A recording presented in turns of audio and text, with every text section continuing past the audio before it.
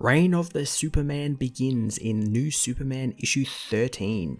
Learning of Dr. Omen's startling revelation regarding her relation to him, Keenan finds himself trying to save the woman, whom he believes is still lying to him. As he goes to save the falling woman, Superman Zero swoops in and takes Omen away, freezing Keenan with his freeze breath and leaving him in the rubble of the Shanghai Tower. Rescued by Flash and I-Ching, Keenan wants answers regarding Omen, but I-Ching tells him to calm himself. Doing so makes Keenan remember the lab in the lowest plateau. Heading there, the three discover a secret lab and the chamber where his father was supposed to be kept. Keenan flies into a rage since his father isn't there, causing I-Ching to use his abilities to calm his mind and enter the place between places. Using the training he taught Keenan, I-Ching gets the young hero to still his mind, letting him see the choice he needs to make, which turns him into the leader of the Justice League of China.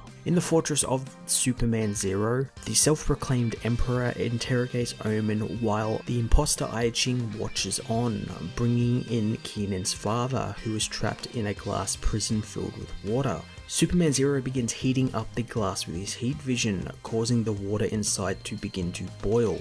In Shanghai, a group of supervillains begin their attack on the city, and Batman faces down Rongpei, who has become a Bane-like villain named Anathema. Batman is only saved by Superman returning and knocking Rongpei out.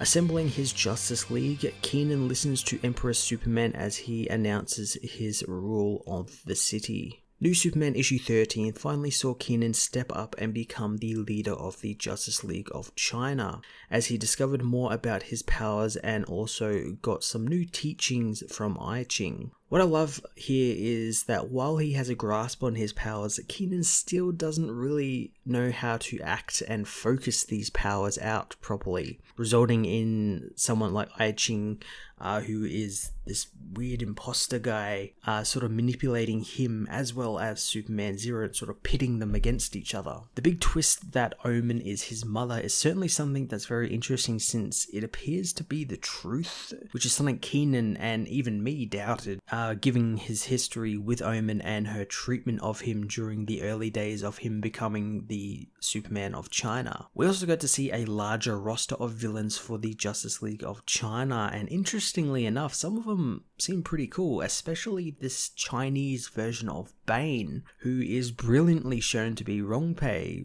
who was Batman's arch nemesis while he was in the Academy of the Bat. So I really look forward to seeing what the other villains are in the coming issues. I'm going to give this issue an 8 out of 10.